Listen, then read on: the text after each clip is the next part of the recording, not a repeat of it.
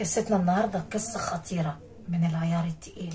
ركز معايا كده وافهم القصه كويس، بس لو انت بتحبني زي ما انت بتقول هتنزل يا باشا تعمل فنجان قهوه كده يظبط دماغك. انا عن نفسي الصراحه ما عندي قهوه، لا اما كوبايه شاي مصري من ايد الست المصريه العسليه، لا اما يا باشا تعمل لك كوبايه قهوه من ايد احلى اسطوره. انا كاسطوره ما عنديش قهوه، القهوه خلصت وما عندي قهوه، الكوبايه كلها فرقعت باين عنك عين وصابت هناء الاسطوره. بصوا اهي فرقعت بحالها، شايفينها؟ انا عملت هنا القهوه كسرت وقعت مني. المهم قصتنا النهارده عن ولد صعلوك اسمه احمد. هو نقاش عمره 33 سنه، مفكر نفسه بين جوان عصره واوانه. طبعا كل مره يروح يشتغل عند واحده يصطاد المرة في قلب بيته. صدق حلوه الحكايه دي؟ كل ما يروح يشتغل عند واحده يصطاد الست وما ياخدش كل الفلوس منها. يعني قليل الادب يا هناء، يعني قليل الادب، يعني راجل مش محترم يا باشا. في فرصه بتقبل وفي فرصه ما تقبل الحرام وما تقبل راجل يعصي ربنا معاها. في ناس رجاله كده، في ناس شوكولاتات عسليات عند مصر ام الدنيا. احمد وقع في كارثه، اخر كارثه جابت اجله. راح يشتغل في فيلا، نزل يشتغل في فيلا في سقاره. فين سقاره هناك؟ في الهرم. طيب اسمع الحكايه، نزل يشتغل في فيلا فربنا رزقه بافعى طلعت له. طب يلا نتعرف على القصه، بس انزل رزق لايك. 2 اصحاب اشقيه ما نخافش من البشريه، قلبنا سايبينه في تابوت. بص بقى يلا، انا كهناء الاسطوره يعني ما بحب الكذب وما بحب قله الادب، اوكي؟ انا ما بحب الكذب وما بحب قله الادب. البني ادم قليل الادب ده بيتداس عليه يا صاحبي. تعال نلحق الميه قبل ما تقطع، الميه هتقطع كده كده. اوكي، انا بدل ما اشتغل جوه انزل اشتغل هنا. كملي اهو. جبت كوبايات بتاع قهوه بس فاخر من الاخر. بص جبت دول، شايفين؟ بدل ما يضحك عليا كده بقعد اشرب في كوبايه كبيره. انتوا بتشوفوني بقعد اشرب في كوبايه كبيره. جبت الكوبايات الخطيره دي. العسل تلاقوه مميز عند احلى اسطوره، شايفينهم؟ طبعا هم نضاف يعني، انا كنت بشطفهم. اوكي، فاحنا نعلقهم كده ربنا يستر عليهم. اوكي. وجبنا هناء، وجبنا من دول 3. على فكره الكوبايه دي شكلها شيك، بحب اشرب فيها النسكافيه والشاي. المهم يا باشا، عشان تسمع قصه احمد وتبقى عبره ليك ولغيرك. لو رزعت اللايك لاحلى اسطوره عشان خاطري، لو كنت بتحبني اثبت لي حبك كده، لان الميه فاضل لها نص ساعه وتطلع، فقلنا نستغل المطبخ قبل ما نشتغل فين؟ قبل ما نشتغل في الغرفه اللي جوه دي. على حسب حبك بقى ليا يا صاحبي. لو كنت بتحبني انزل اثبت لي حبك وحط لي لايك وكومنت حلو كده وسبسكرايب ونقول 5 وخميسه عليكي يا احلى اسطوره. طبعا هقول لك عيونك هي اللي عسل يا راجل يا عسل، لان العسل تلاقوه مميز وبقى هناء اسطوره السياحه. حط لي لايك عشان عارف اوحش حاجه في الدنيا دي ايه؟ الكداب.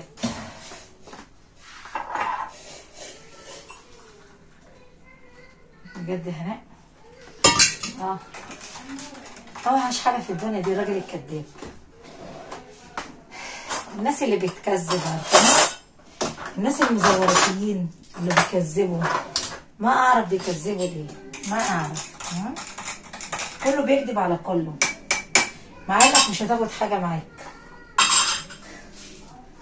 مش عارفه. والناس اللي بتسرق، والناس اللي بتغضب ربنا، والناس اللي بتعصي ربنا. حط لي لايك دلوقتي. واستاذ احمد كل ما يخش عند واحده يفكر نفسه انه بين جوان العصر والاوان. هتعجب بيه الكلام ده كله. كل مرة يخش عند واحدة يعمل معاها ايه بقى؟ يحاول يقرب منها، يحاول يتكلم معاها، يقول لها انت حلوة، انت مزة، الحاجات بقى اللي انتوا فاهمينها دي. ومش عارف، مش كل واحدة ست هتقدر على نفسها انها تعصي ربنا. كلامك صح يا هنا، مش كل ست هي لونها وشكلها. في ست محترمة ما تقبل على نفسها قلة الأدب والحرام. والله كلامك صح يا هنا، طبعا كلامي صح. المهم لحد ما عثر في واحدة والعياذ بالله جوزها ايه؟ شبيح شغال في المطبخ، مسكوه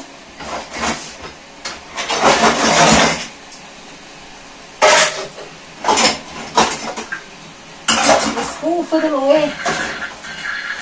رقدت له شويه وقالت له ايه؟ بقول لها انت حلوه كده يا ابيض يا عسل، مين اللي ضحك عليك وما قالكيش ان انت حلوه؟ طبعا جاي يعمل لها محاره ومحر ليه لحد ما الطوبه يا باشا جت في المعطوبه، وما يعرفش ان جوزها ايه؟ هو جزار. فراحت قالت لجوزها الراجل ده راجل لا بلا دين ولا ضمير ولا اخلاق، راجل قليل الادب، عايز حد يربيه يا حبيبي. قال لها اعمل لك ايه؟ مذبح بقى. راح جايب الكازلك ورفعه عليه وقال له انت تعاكس مراتي؟ والله ما هتخرج من هنا الا لازم تبقى عبره لكل الناس. راحوا علقوه بره على البوابه، علقوه وقال للعيال كانوا علقه، وقال للعيال زعلوا عليه عيال، منا بقرشه بقرشين. والعيال فضلت تضحك وتتريق على احمد عشان يحترم نفسه وبطل يجي على الناس. ها عرفت الفوله صح؟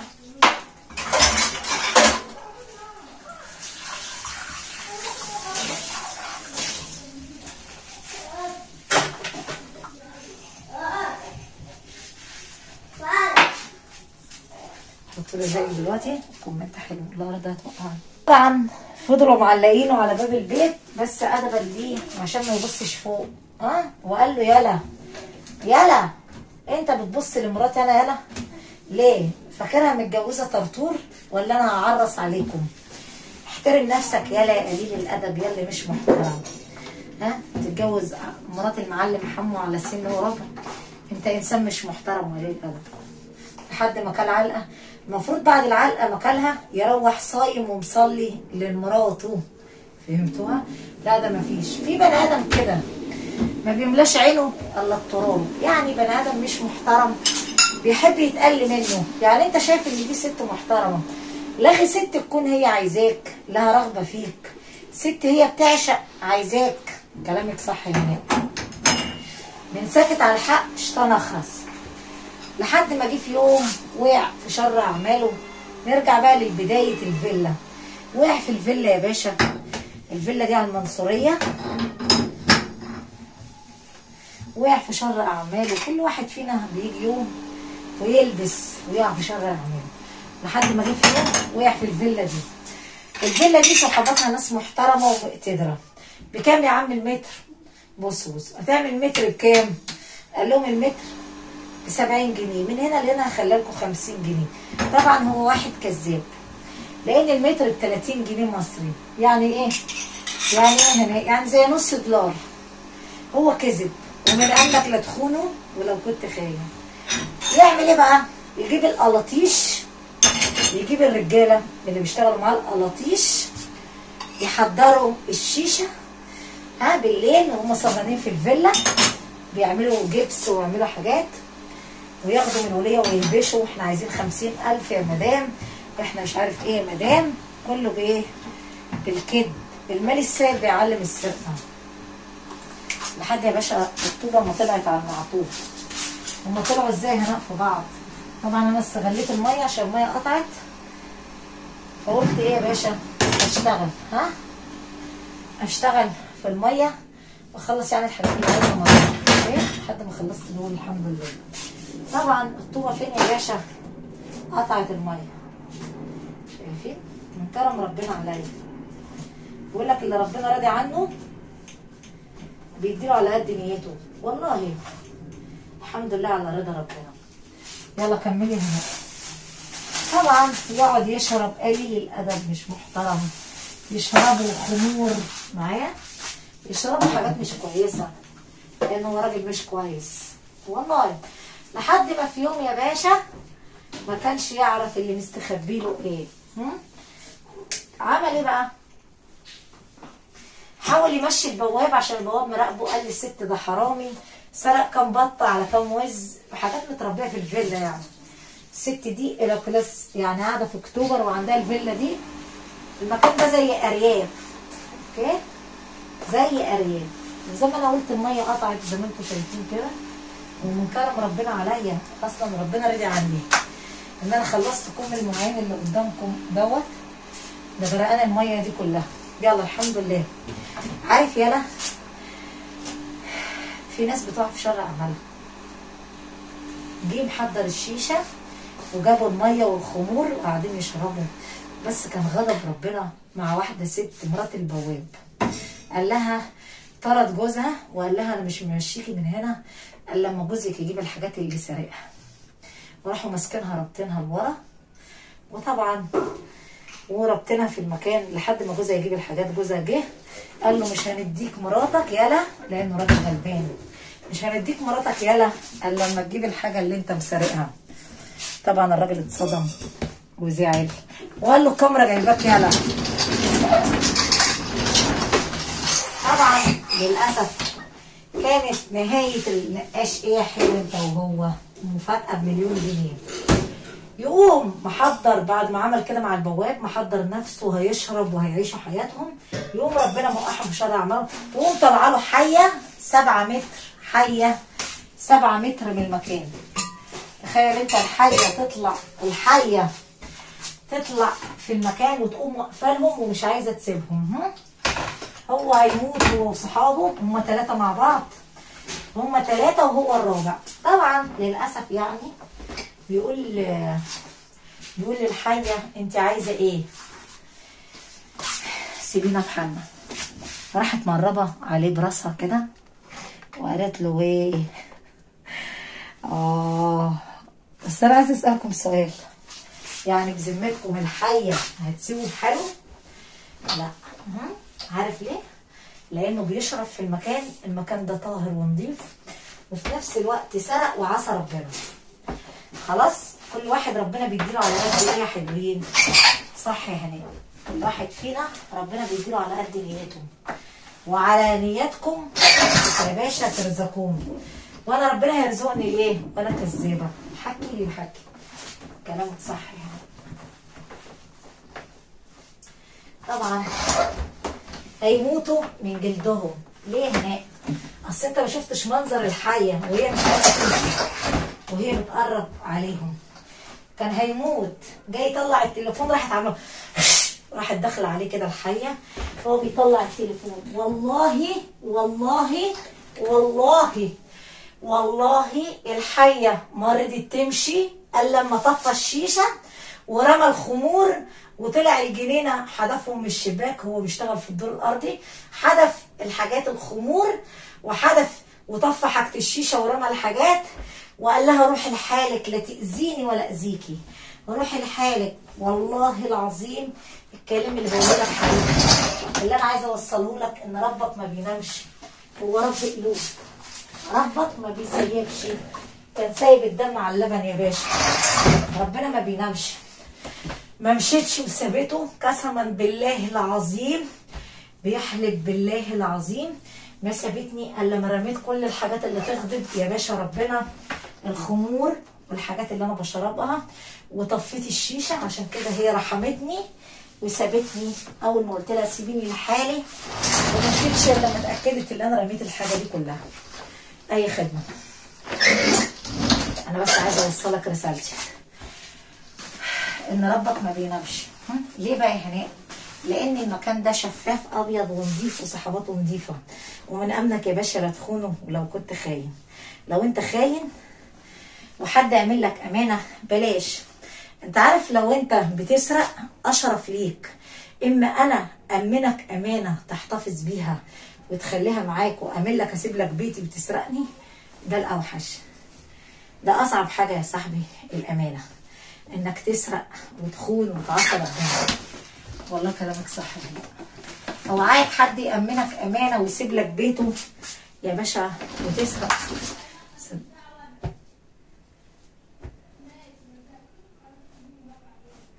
كلامك صح يا هناء، كلامي صح. انا ما بغضب ربنا وما بكذب على فكره. ربنا كره الكذاب والحرامي واللي بيغضب ربنا، والا الميزان، الا الميزان والامانه. ما تاكل حرام يا صاحبي، ما تاكل حرام وتغضب ربنا. بنصح نصيحه لله، اوعى في يوم من الايام حد يامنك امانه وتخونها. كلامك صح يا هاني. حط لي بقى لايك لو انت بتحبني، من امنك لا تخون ولا كنت خاين. ودي كانت قصه احمد، ها، عشان يبقى عبره لكل واحد مفكر نفسه بطل وهيفضل يعاصي ربنا كتير. لا يا باشا، ده ربك ما بينامش. دي رساله من رب العباد اللي بعت لك حيه يجي 7 متر، قادر يبعت لك وقادر يخرسك وقادر يعميك وقادر يعمل حاجات كتير. اوعاك تنسى رحمه ربنا. والست اللي انت عمال تسرقها وتقلبها، ها، وقالت لك على الامانه وانت خاين. انت خاين يا صاحبي. ودي كانت قصتي النهارده. يا ريت الناس تسيب الناس في حالها. ما في حد بيسيب حد في حاله. الناس دايما بيحكدوا على الناس اللي معاهم فلوس والغنيين. مش عارف، بيسالوا الناس دي بتجيب الفلوس منين. يا عم انت مالك؟ ربنا قدر لكل واحد رزقه. ايش دخلك انت؟ ها؟ ايش دخلك؟ ايش دخلك؟ عرفتوا القصه صح؟ ايش دخلك انت؟ ربنا رزقك، انا مالي؟ مالي ومال الرزق اللي ربنا اداهولك، ليه اتدخل فيه بقى؟ كلامك صح يعني. كلامك عامل زي اللوز. والله يا هناء انت ست حقانيه. انا ست بخاف ربنا وبتكل عليه، والله العظيم هي دي حقيقه. وما اقبل الحق ارضى. عرفتوا القصه صح؟ لو انت فعلا عجبتك قصه هناء الاسطوره، هتنزل تدعمني بس بلايك، كومنت حلو، ها، وسبسكرايب. وايه تاني هنا؟ انت خاين مريدك والعطر ما يفيدك، سامحتك 1000 مرة. الناس اللي بتحقد على الناس دي بطلوا بقى، بطلوا حقد على الناس، بطلوا تبصوا لعيشة غيركم. ها، ربنا قدر لي عيشة، مالكم انتوا مالي؟ صح يا هناء. ليه نحكد ان الست عندها فيلا ولا عندها قصر ولا عندها 1,000,000 جنيه ولا عندها 10 مليون جنيه؟ احنا مالنا؟ لا نتدخل في الرزق اللي ربنا كتبه للبشر. انا ربنا خلقني لا ابص لقمة غيري ولا عايزه حاجه من الدنيا يا صاحبي غير الستر من ربنا. اللهم استرني فوق الارض وتحت الارض يوم العرض عليك. اوعى تنسى ان في ربنا اقوى من البشر. لو عجبتك القصه النهارده بتاع الست المصريه الفقيره، تنزل يا باشا بس تدعمني بلايك واحد. لايك ده مش عليه كاشات، ها، اللايك مش عليه فلوس. يا ولد حبني من قلبك. احلى حاجه في الدنيا انك تحب حد من قلبك كده وتصفي له النيه. صفي النيه يا باشا عشان تشيل عنك كل بليه. ومن عاش بالمكر مات بالفقر، ومن عاش بصفاء النيه يا باشا تشيل عنه كل بليه. ممكن تبقى عايش في حالك كده وتلاقي جاي رمى بلاء عليك، عالم متغاظه، او الناس اللي بتحقد، او الناس اللي عايزه تاكل حرام. هتاكلوا حرام لحد امتى؟ كل ده هتصرفوه على مرض. ممكن ربنا يبتليك بمرض ياخد منك كل فلوسك. يلا لو عجبتك القصه متنساش تدعم هرم مصر، كومنت حلو ولايك وسبسكرايب، وقول لي رايك في التعليقات. في انتقام ربنا ممكن يطلع لك حيه وانت ماشي، وقدرك الله لو طلع لك حيه وربنا بعتها لك تاخد حق الغلابه وتمص دمك. هقول ايه؟ رحمه ربنا فوق كل شيء. بحبكم كتير، منتظر اللايك وتعليق.